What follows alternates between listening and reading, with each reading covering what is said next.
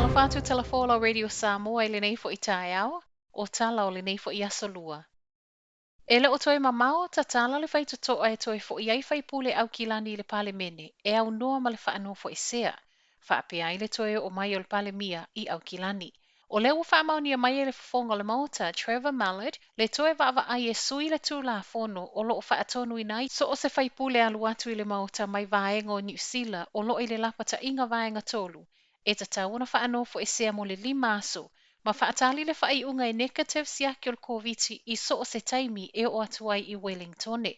O se tulafono ua mafu ai ona lē toe foʻi mai le tamaitaʻi palemia Jacinda Ardern i Aukilani, talu mai ona Amata tapu i le o ngā totonu o Aukuso. I faipule e nonofo i Aukilani, o le toʻatele e leʻi mawhai ona toe o i Wellingtone i totonu o le tolu masina. Reporti le Herald, fōlinga mai o le ua vaavaai le fofonga fetalai e whaia na o le siaki o le Koviti i le taimi e taunu atu ai i Wellingtone, ai e le iulu fale i le maota. Ua sautala o le a Faamama tapu o le lapata inga vaenga tolu mo Waikato ma Aukilani. Mo Waikato o le se fulu lua i le vaveao ana nei, o le a se e ai i le lapata inga vaenga tolu face lua. A o Aukilani, ua iei le whaiunga le malo e ono se e i le vaenga lava le etasi, i le po o le aso lua o le vaiaso a sau. O se vaenga Waikato lea ele i levo na tuu i le lapata inga vaenga tolu face mua mua. Faatusa ia Aukilani o le alava ele i longa ona sa o loto, talu mai ona tapu i le masino au kuso.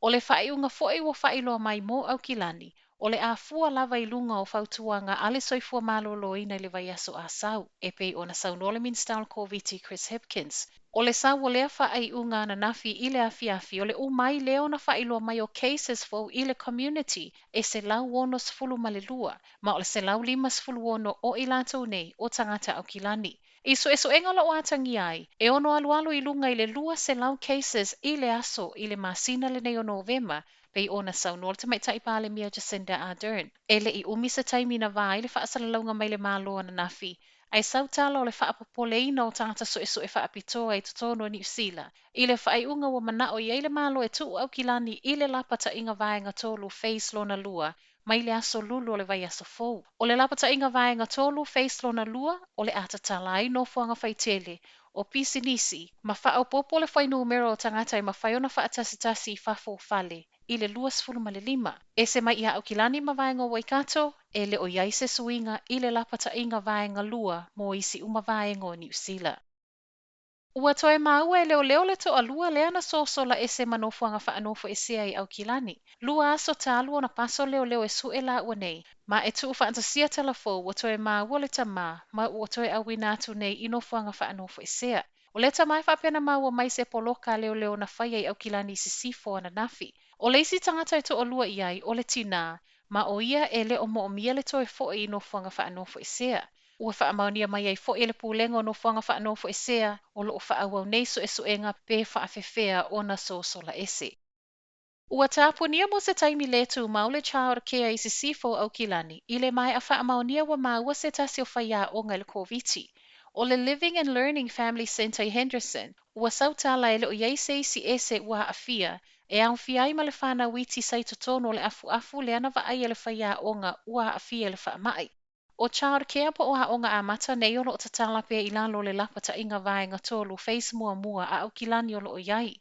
Ma o siaki masani mo le au whai ngā luenga na whai le aso wharai le tāluai na mawai wa wha amau nia le whaia o ngal Koviti. I tala le Herald o le ua tāpunia mo le taimi nei a Faamama, ma o loo fuafua e toe tatala i le aso tofi. Ai mo le whaia o ngā mawhanau a to ai isi o le au whai ngā luenga e vāvala lata so tanga po o close contacts, o le a whaawau pe ona faanofoesea mo le lua vaiaso. E tu sam whaamauninga mai le aonga o le ua afia wa umo na tu i lua o le Koviti.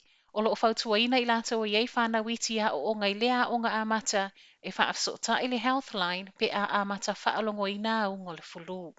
Whai watu i tala mai tonga, uala whai mai le motu au tu o Tongatapu i le tai au nei malana lockdown.